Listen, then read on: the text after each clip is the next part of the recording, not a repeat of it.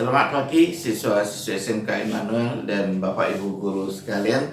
Kita bersyukur kembali pada pagi hari ini, di mana Tuhan kembali memberikan kita kesempatan untuk beribadah, bersyukur pada pagi hari ini. Nah, mari kita persiapkan hati pikiran kita sebelum kita mendengar firman Tuhan. Kita mengambil saat teduh. Bapa di surga, kami bersyukur Tuhan berikan kami kesempatan pagi hari ini Tuhan untuk datang lagi beribadah kepada Tuhan. Kami boleh dipersatukan secara online untuk mengisi akan kerohanian kami Tuhan, untuk mendapatkan kekuatan daripada Tuhan melalui ibadah ini Tuhan. Terima kasih Tuhan persiapkan hati pikiran kami untuk beribadah, untuk bersyukur, untuk memuji memuliakan Tuhan dan mendengarkan firman Tuhan. Ya Tuhan berkati akan jalannya ibadah pagi hari ini. Tuhan berkati untuk hamba-Mu yang akan membawakan firman Tuhan, dan berkati semua sarana dan seluruh aktivitas sepanjang hari ini. Kami berdoa menyerahkan semuanya dalam tangan Tuhan. Dalam nama Yesus kami berdoa. Amin. Ya, kita bersyukur karena pada kesempatan pagi hari ini kita akan mendengarkan firman Tuhan. Dalam hal ini akan disampaikan oleh penginjil Susana. Itu sebuah tema yang cukup menarik ya, dan sifatnya mungkin seperti ceramah. Dan untuk mempersiapkan hati pikiran kita akan mendengarkan sebuah persembahan pujian yang akan disampaikan oleh rekan kita, dan kiranya kita juga boleh bersama-sama mengikutinya dengan baik dari rumah masing-masing. Oke, mari kita ikuti bersama.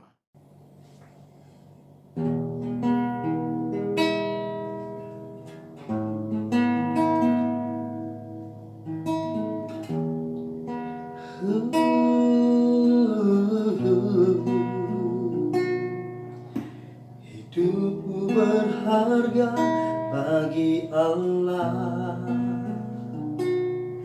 tiada yang tak berkenan di hadapannya. Dia ciptakan kau seturut gambarnya, sungguh terlalu indah kau bagi Dia. Dia berikan kasih-Nya bagi kita. Dia telah relakan segala-galanya. Dia disalib untuk tebus dosa kita. Karena hidupmu sangatlah berharga.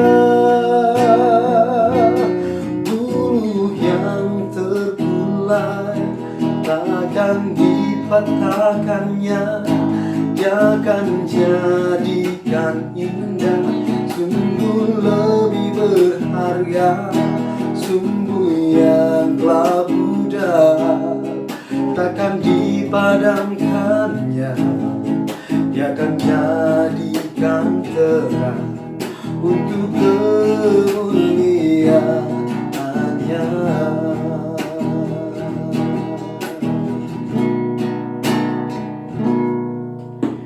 Hidupku berharga bagi Allah, tiada yang tak berkenan di hadapannya. Dia ciptakan kau seturut gambarnya, sungguh terlalu indah kau bagi Dia. Dia berikan kasih-Nya bagi kita.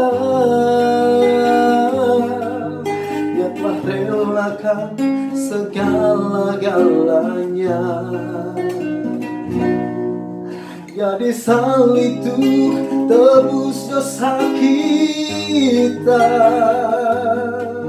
Karena hidupmu sangatlah berharga. Yang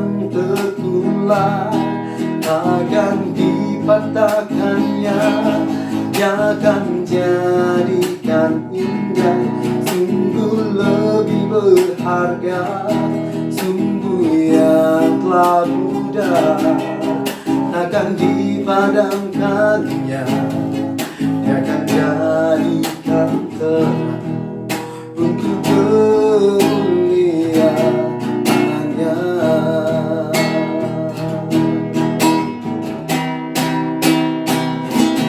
Bulu yang terkulai takkan dipatahkannya. Dia akan jadikan indah, sungguh lebih berharga. Sumbu yang telah pudar takkan dipadamkannya. Dia akan jadikan terang untuk kemuliaannya. Dia akan jadikan terang untuk kemuliaannya.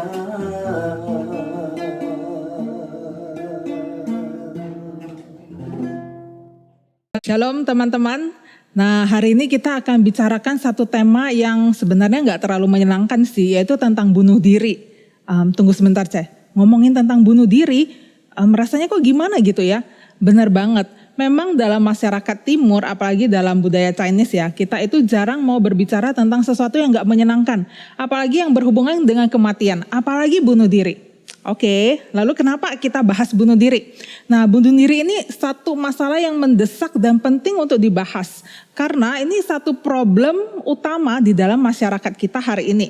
Teman-teman tahu nggak, tahun 2019 WHO itu mengatakan tiap detik ada satu orang yang tewas karena bunuh diri di dunia ini. Nah, di Jepang sendiri kematian karena bunuh diri itu jauh lebih tinggi daripada kasus kematian karena COVID-19. Coba bayangkan. Dan bahkan dikatakan bahwa penyebab kedua yang terbesar bagi pemuda usia 15 sampai 29 tahun, penyebab kematian yang terbesar itu adalah karena bunuh diri. Jadi sebenarnya ini adalah hal yang serius untuk kita renungkan bersama. Oke, wait. Bukannya kalau kita terang-terangan bicara tentang bunuh diri, itu seakan-akan memberikan ide kepada orang lain untuk bunuh diri juga ya. Kan orang yang gak kepikiran justru akhirnya kepikiran mau bunuh diri. Nah teman-teman, ini pemikiran yang salah. Justru dengan kita membicarakannya, orang-orang yang punya pikiran bunuh diri, akhirnya dia merasa bahwa penderitaannya itu didengerin.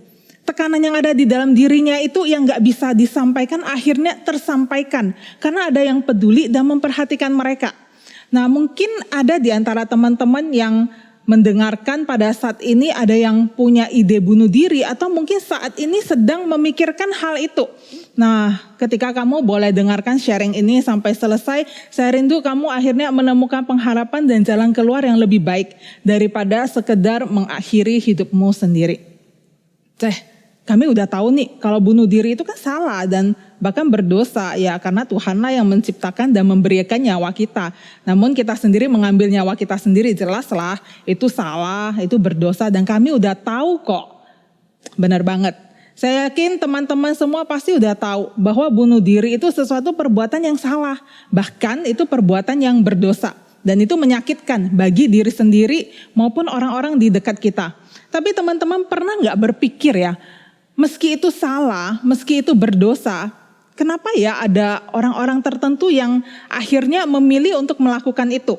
Sebenarnya apa sih yang sedang terjadi dan bagaimana kita menghadapinya? Apakah ada jalan lain selain bunuh diri? Nah sebelum kita bahas satu persatu, saya mau ajak teman-teman terlebih dahulu kita buka hati kita di hadapan Tuhan dan kita berdoa terlebih dahulu. Mari kita berdoa. Bapa di dalam surga, kami tahu ini sesuatu yang tidak menyenangkan untuk didengar dan dibahas. Tapi biarlah melalui apa yang akan kami dengar, biarlah kami boleh kembali merenungkan hidup kami dan kami boleh memilih jalan hidup itu. Karena Tuhan Engkau sendiri yang telah memberikannya kepada kami. Tolong setiap kami yang mendengar, biarlah Roh Kudus sendiri yang boleh bekerja. Di dalam nama Tuhan Yesus kami berdoa. Amin. Nah teman-teman coba lihat gambar orang-orang ini ya.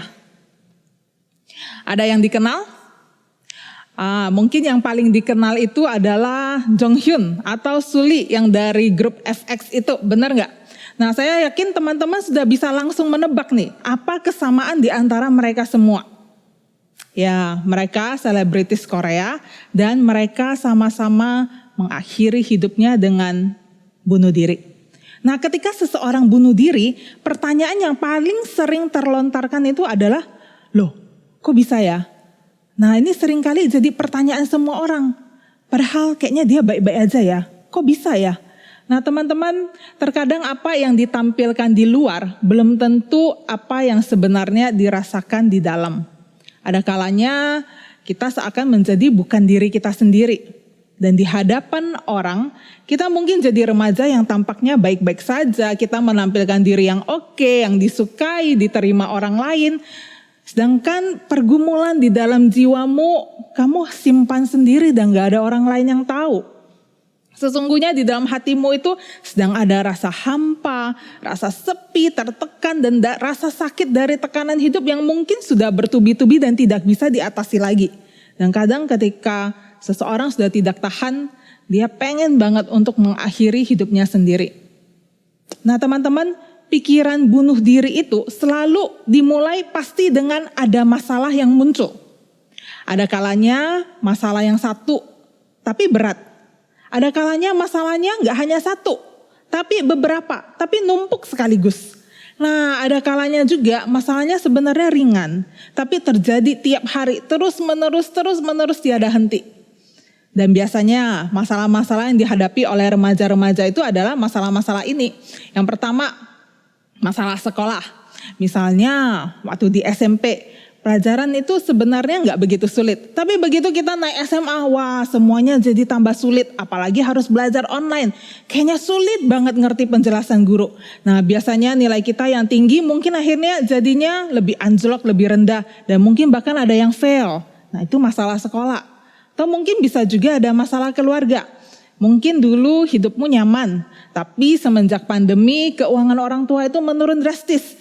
Kayaknya kamu jadinya harus berhemat, mengurangi kesenangan yang dulunya kamu dapatkan. Atau mungkin kamu punya impian, tapi akhirnya papa mama bilang, kayaknya kita gak mampu untuk sekolahkan kamu ke luar kota atau ke luar negeri. Rasanya impianmu itu jadi harus dikubur dalam-dalam dan impianmu hancur berantakan. Atau mungkin ada di antara teman-teman yang di rumah setiap hari dimarahin tiada henti. Rumah itu seperti neraka sungguhan. Pertengkaran tiada henti antara kamu dengan adik atau dengan koko atau dengan cece, dengan papa, dengan mama. Atau mungkin papa mama bercerai dan kita diharuskan tinggal dengan nenek, dengan saudara yang kita gak terlalu kenal. Atau mungkin papa kita atau mama kita meninggalkan dunia ini. Ini masalah keluarga.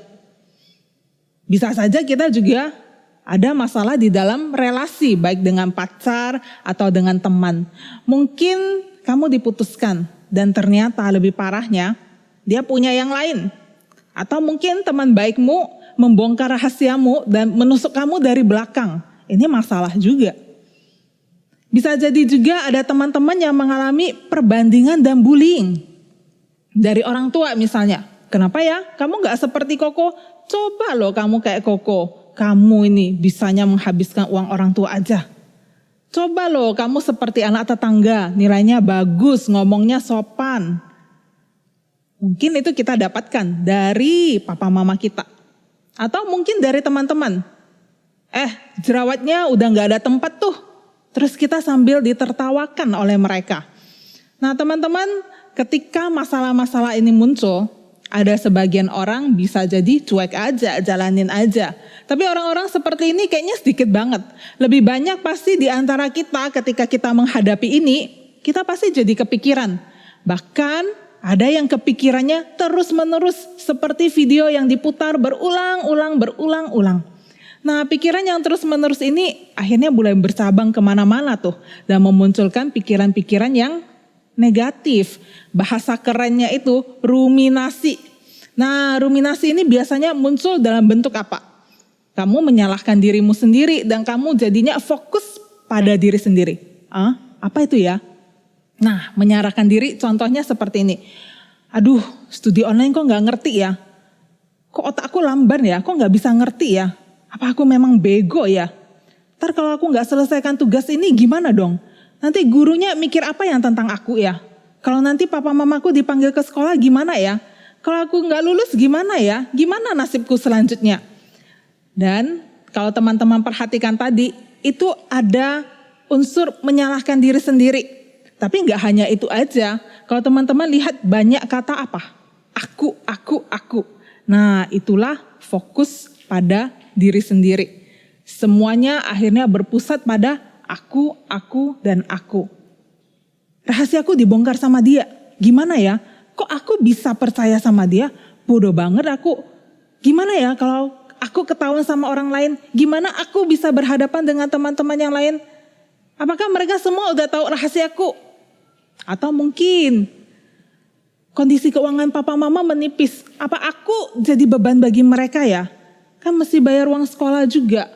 Nanti masa depanku gimana ya? Apa masih bisa sekolah ya? Kalau aku gak sekolah gimana ya? Apa kata orang lain tentang aku? Nah teman-teman, pikiran-pikiran ini mulai muncul dan terus bercabang. Lalu apa yang terjadi? Pikiran negatif ini memunculkan rasa cemas akan konsekuensi yang harus kita hadapi di masa depan. Kita jadi takut dipermalukan, kita takut gagal, kita jadi tertekan. Karena kita banyak menyalahkan diri kita sendiri, kayaknya aku memang bego ya, aku jadi beban ya. Aku kok gak bisa ya. Akhirnya kita itu percaya bahwa diri kita sendiri ini memang buruk. Kita ini gak berharga dan kita ini gak penting. Bahkan kita jadi merasa bahwa diri ini beban bagi orang lain. Nah teman-teman, ketika bayangan semua pikiran, perasaan yang negatif ini muncul, wah rasanya itu sangat menyesakan. Mungkin di awal-awal kita masih bisa oke ya. Nah tapi ketika masalah gak selesai, pikiran yang buruk itu terus datang, menghantui, perasaannya cemas, tertekannya juga terus ada. Lama-lama rasanya itu jadi berat banget. Seperti ada batu itu di dalam dada itu yang pengen segera dikeluarkan. Gak tahan, rasanya tersiksa banget dan mau cepat-cepat dikeluarkan. Kalau bisa sekarang juga. Kita gak pengen merasakan hal-hal yang gak menyenangkan itu. Dan kita pengen masalahnya selesai. Jadi kita gak perlu lagi punya pikiran yang menghantui itu, pikiran yang negatif itu. Dan tidak perlu lagi untuk merasakan perasaan-perasaan yang gak menyenangkan itu. Dalam kondisi yang tertekan seperti itu, biasanya pikiran kita juga jadi sempit. Kita gak bisa lagi berpikiran jernih. Nah, kita berpikir bahwa tidak ada lagi jalan, tidak ada lagi masa depan. Yang ada cuman hari ini, sekarang ini. Dan rasanya semua jalan itu sudah tertutup. Gak ada jalan lain lagi. Dan akhirnya kita memutuskan satu-satunya jalan untuk mengakhiri masalah, untuk menghilangkan semua pikiran dan perasaan negatif itu dengan aku menghilang. Kalau aku hilang, artinya masalahnya kan juga hilang ya.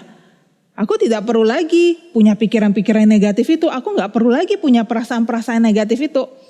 Nah makanya teman-teman, kalau kalian sedang ada di dalam masalah mungkin yang gak terlalu berat, biasanya ada orang-orang yang pengennya apa?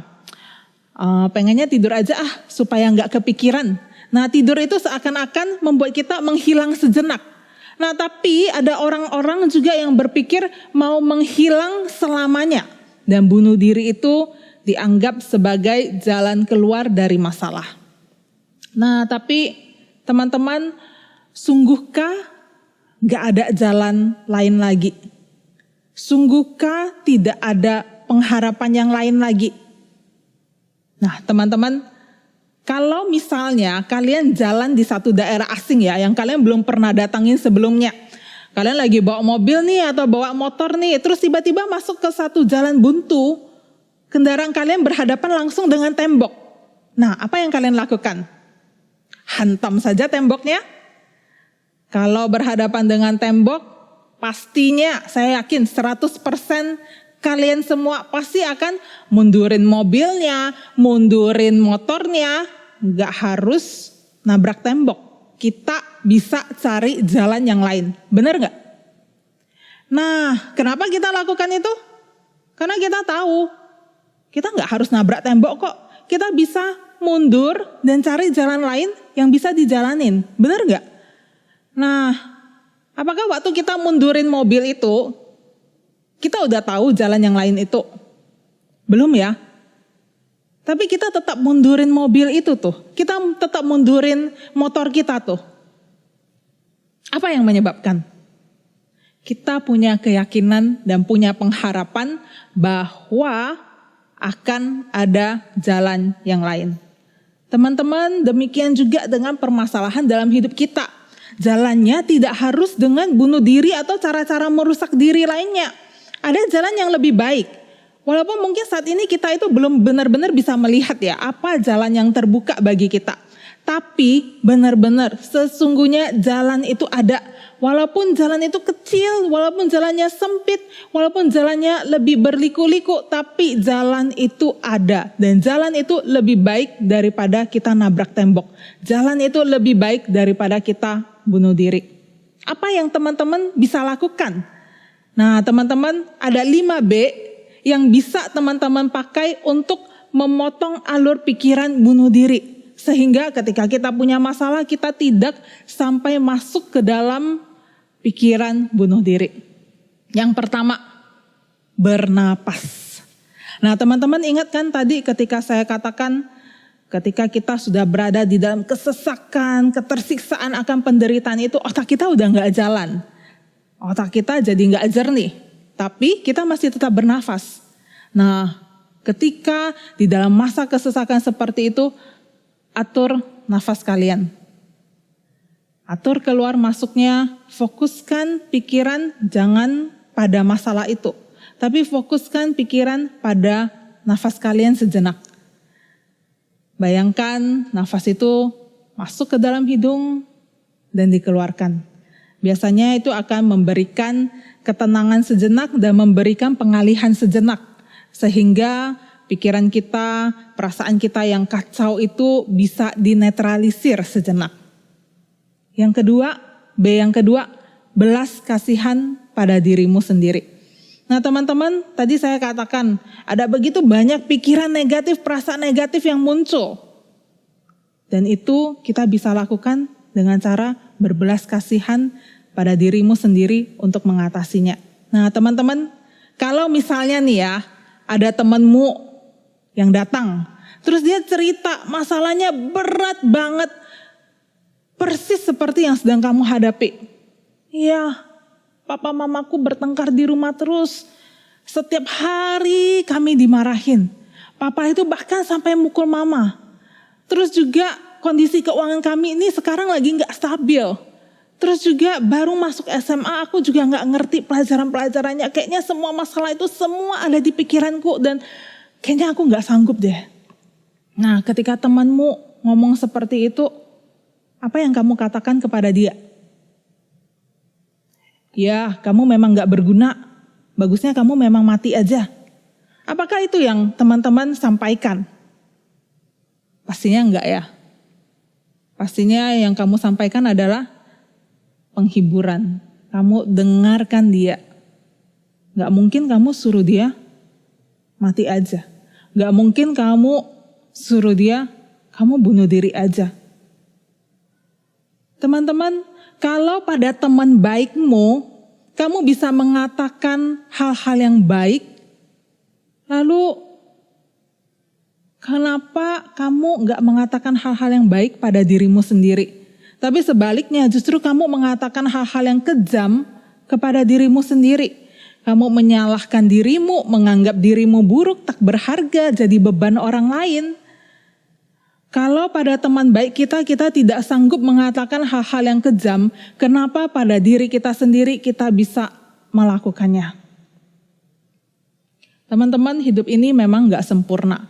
Kadang kita bisa gagal, kadang kita bisa kecewa. Dan tidak semua hal itu berjalan sesuai dengan keinginan kita. Waktu kegagalan datang, waktu harapan tak tercapai, katakan pada dirimu sendiri, gak apa-apa. Kita manusia punya keterbatasan, kita tidak sempurna. Dan karena itu ketika ada kegagalan, ada problem yang muncul, berbelas kasihanlah pada dirimu sendiri dan katakan, gak apa-apa. Kita berjuang lagi, kita jalan lagi. Yang ketiga, B yang ketiga, benahi mindset kita. Jujur aja, semua kita nggak suka masalah. Kita nggak suka penderitaan, kita nggak suka ada rasa sakit, apalagi sakit hati. Tapi teman-teman, sebenarnya memang ada rasa sakit ya, tapi sebenarnya rasa sakit itu tidak selamanya buruk. Terkadang rasa sakit dan penderitaan itu justru buat kita jadi lebih dewasa, buat kita jadi lebih kuat, dan buat kita lebih dekat dan lebih mengandalkan Tuhan. Nah teman-teman, ada satu cerita, dan cerita ini saya suka banget dan saya hampir sampaikan di semua tempat ya kalau berkaitan dengan hal-hal seperti ini. Ada seorang gadis namanya Aislinn Blocker. Dia mengalami satu kelainan genetik di mana dia tidak bisa merasakan rasa sakit. Kita kalau dicubit, langsung merasa sakit ya. Tapi bagi Aislinn, apapun yang terjadi, dia tidak bisa merasakan rasa sakit itu. Satu kali ketika dia lagi masak mie instan, terus sendoknya itu jatuh ke dalam panci. Apa yang dia lakukan? Dia masukkan tangannya ke dalam air yang sedang mendidih itu untuk mengambil sendoknya. Kemudian dia baru ngomong sama mamanya, "Ma, you see my hand? Lihat tanganku, aku baru saja memasukkan tanganku ke dalam air yang mendidih itu." Teman-teman bayangkan, tanpa rasa sakit itu, dia memasukkan tangannya dan akhirnya apa yang terjadi? Tangannya melepuh. Waktu dia di usia yang lebih kecil, ketika dia bermain sepeda, dia jatuh. Papa mamanya pikir gak ada apa-apa dan dia bahkan gak menangis. 2-3 hari kemudian kakinya bengkak. Dan apa yang terjadi? Ternyata tulangnya patah. Dan pada saat itu karena Aislinn tidak merasakan rasa sakit, dia tidak tahu seberapa berbahayanya kondisi dia pada saat itu. Sampai papa mamanya melihat, loh kok anakku kakinya itu bengkak ya, kok merah banget ya. Akhirnya dibawa ke rumah sakit dan baru ketahuan. Teman-teman, rasa sakit itu ada kalanya penting. Untuk badan kita, rasa sakit itu penting supaya kita bisa menghindar dari hal-hal yang bisa membuat kita kehilangan nyawa, kita bisa menghindar dari sesuatu yang membahayakan.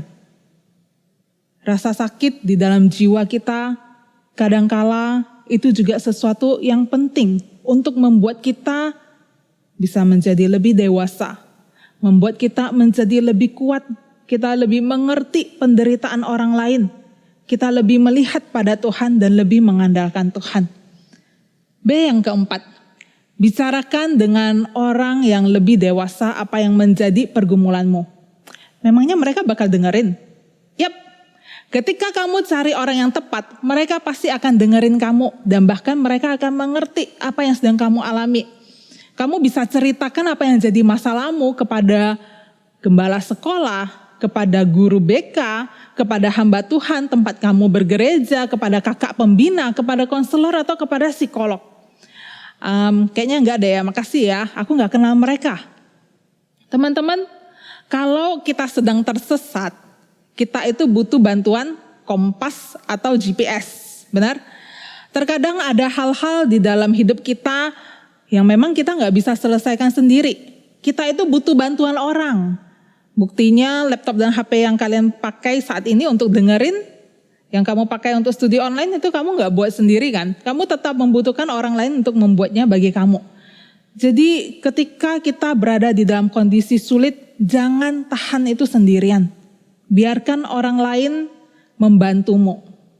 Teman-teman, ketika kita terpikir ya untuk bunuh diri, sebenarnya bunuh diri itu seakan-akan teriakan minta tolong yang tidak bisa diungkapkan.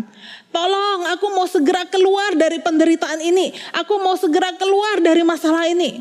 Itu adalah teriakan minta tolong. Bukankah lebih baik, walaupun kamu gak suka, walaupun terpaksa, engkau buka suara kepada seseorang. Walaupun sulit, walaupun malu, walaupun takut, itu jauh lebih baik. Kamu buka suara daripada kamu memilih untuk mengakhiri hidupmu sendiri. Bagi teman-teman, mungkin engkau yang didatangi oleh temanmu. Dia curhat, dengarkan dia. Engkau yang jadi gembala sekolah, yang jadi guru, Ketika engkau melihat sesuatu yang berbeda pada murid-muridmu, tanya mereka. Jangan kita setelah mendengar cerita mereka, jangan kita katakan, itu kan cuma pikiranmu aja, perasaanmu aja, ayo move on. Gak segampang itu bro. Dengarkan dengan sepenuh hati dan carikan bantuan. Bahkan ketika kita mendengarkan aja, sebenarnya kita sedang menyelamatkan hidup mereka. Ketika seseorang berani datang kepada kamu, artinya dia sudah melepaskan rasa malu itu dan berani meminta bantuan. Dengarkan dan berikan bantuan yang dibutuhkan. B yang kelima, yang paling penting di dalam semua fase-fase yang ada. Berpalinglah pada Tuhan. Berpalinglah pada Tuhan. Teman-teman, di dalam setiap fase hidup kita, entahkah itu naik, entahkah itu turun, ataukah ketika kita baru aja dapat masalah, atau mungkin ketika pikiran-pikiran negatif tentang diri kita itu mulai muncul. Berpalinglah pada Tuhan. Tidak ada kekuatan di dunia ini yang bisa menyamai kekuatan yang Tuhan berikan. Tidak ada pengharapan yang lebih indah daripada pengharapan di dalam Tuhan. Bukankah Dia juga yang menciptakan kamu dan memberi kamu hidup? Ketika Dia sudah beri kamu hidup, pilihlah hidup. Penderitaan memang tidak menyenangkan dan penderitaan itu akan selalu muncul di dalam hidup kita. Namun tetap pilihlah hidup. Karena ketika engkau pilih hidup, hidupmu yang diserahkan kepadanya, Dia akan pakai di dalam kehendak, di dalam rencananya. Ketika engkau pilih hidup, hidupmu serahkan kepada Dia. Dia yang punya hidupmu kok. Dia tahu kemana kamu harus melangkah dan kemana kamu akan berjalan. Kalau kamu memilih hidup. Teman-teman, ada satu cerita tentang seseorang namanya Nick Vujicic. Mungkin ada teman-teman yang kenal, tapi mungkin ada yang enggak. Dia terlahir dengan kondisi tidak punya lengan dan tidak punya kaki. Kakinya hanya satu bagian kecil yang dia sebut sebagai paha ayam. Karena kondisinya yang enggak normal, yang benar-benar berbeda dengan orang-orang lainnya. Pada usia 8 tahun dia sudah mengalami depresi, ketidakberdayaan, rasa putus asa yang begitu dalam. Dan bahkan dia sudah mencoba untuk bunuh diri. Pada usia 10 tahun dia mau mencoba menenggelamkan dirinya di kolam renang, tetapi dia berhasil diselamatkan. Teman-teman, perjalanan hidupnya tidak gampang. Banyak pergumulan, banyak tantangan, banyak bullying yang juga harus dia hadapi. Tetapi dengan adanya pengharapan, dengan dia diperkenalkan kepada Tuhan, dia tahu walaupun dia seperti itu, hidupnya itu berharga. Dan dia tahu ketika Tuhan sudah berikan kepada dia hidup, Tuhan juga akan pakai dia. Dan hari ini, ketika dia tidak memutuskan untuk mengakhiri hidupnya, hari ini dia menjadi dia menjadi orang yang memberkati banyak orang. Dia menjadi pembicara, dia berbicara kepada banyak anak SMA di Amerika. Dia menginspirasi mereka. Teman-teman bisa bayangkan kalau di usia 10 tahun itu dia bunuh diri dan ternyata usahanya berhasil, maka tidak akan ada seorang Nick Vujicic hari ini. Teman-teman, apapun yang terjadi di dalam hidupmu, pilihlah hidup. Karena Dia Allah yang telah memberimu hidup dan engkau anaknya, engkau yang berharga. Dia tahu hidupmu akan kemana. Dan ketika hidupmu diserahkan ke dalam tangannya, Dia akan pakai sesuai dengan rencananya. Teman-teman, saya mau mengakhiri dengan satu surat. Saya ajak teman-teman semua, dimanapun engkau berada pada saat ini, ambil waktumu di hadapan Tuhan. Pejamkan matamu dan dengarkan isi surat ini. Dari Tuhan untuk engkau yang sedang bergumul. Anakku, aku tahu kabarmu. Saat ini engkau sedang bergumul dengan banyak hal. Kamu sedang merasa tertekan, takut dan cemas akan hari esok. Engkau sedang bertanya, apakah masih ada masa depan? Itu membuatmu tersiksa dan putus asa. Dunia seakan menjadi abu-abu dan tidak ada lagi kebahagiaan di dalamnya. Anakku, penderitaan dan masalahmu berat. Tapi ingat nak, bahwa masalah terberat di dalam hidupmu yaitu dosa. Semua itu telah aku selesaikan di kayu salib. Ketika kamu menghadapi masalahmu di dunia, yakinlah bahwa aku juga mampu menyelesaikannya bagimu. Andalkanlah aku dan berserahlah kepadaku. Aku akan memeliharamu. Aku punya jalan.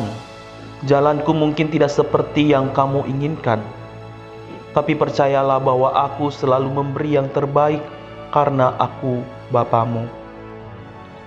Anakku, kamu terbatas dan belum bisa melihat apa maksud dan rencanaku atas hidupmu. Tapi tidak apa-apa, teruslah berjalan bersamaku. Aku akan memberitahukan satu persatu. Di dalam setiap langkahmu, aku akan memberikan kekuatan dan tanganku memberikan topangan. Anakku, hidupmu terlalu berharga untuk dibuang begitu saja. Bahkan ketika kamu merasa dirimu seorang yang gagal, tidak layak, tidak penting, tidak berguna, aku tetap mengasihimu. Aku tidak akan membuangmu. Justru sampai masa tuamu, aku akan terus menggendongmu. Inilah isi hatiku sebagai Bapa yang selalu ingin kusampaikan kepadamu.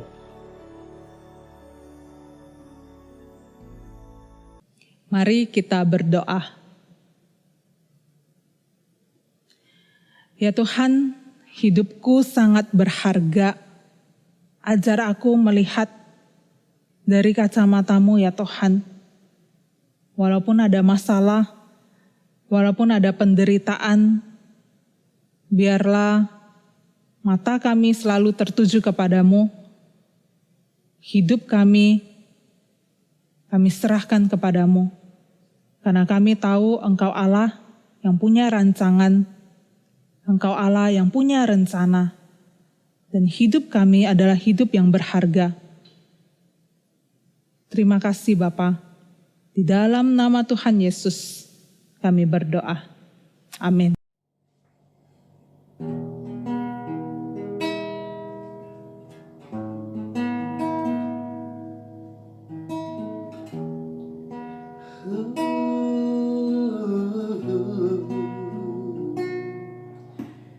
Hidupku berharga bagi Allah. Tiada yang tak berkenan di hadapannya. Dia ciptakan kaos turut gambarnya.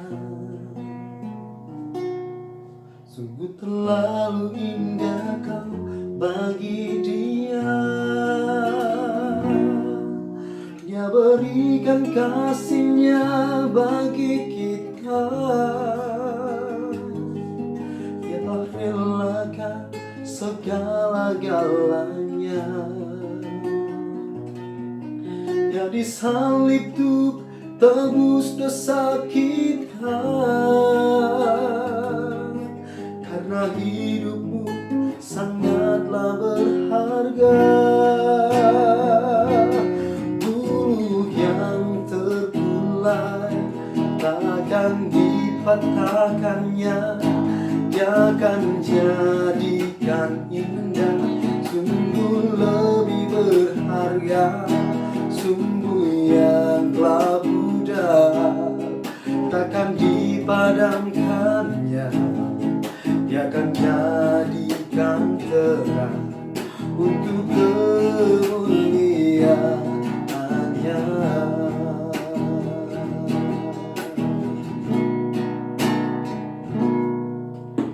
Hidupku berharga bagi Allah. Tiada yang tak berkenan di hadapannya. Dia ciptakan kaos turut gambarnya. Sungguh terlalu indah kau bagi dia.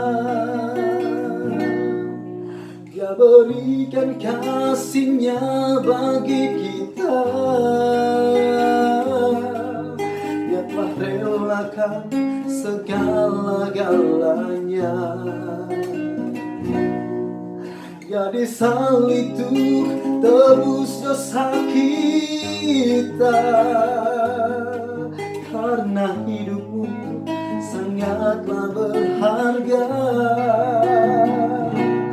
Bulu yang terkulai takkan dipatahkannya. Dia akan jadikan indah, sungguh lebih berharga.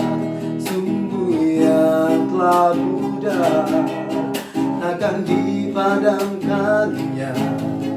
Dia akan jadikan terang untuk kemuliaannya.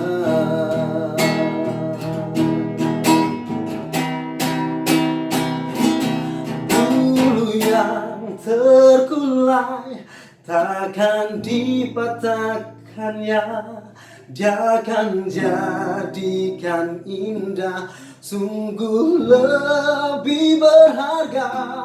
Sumbu yang telah pudar takkan dipadamkannya. Dia akan jadikan terang untuk kemuliaannya. Dia akan jadikan terang untuk kemuliaannya.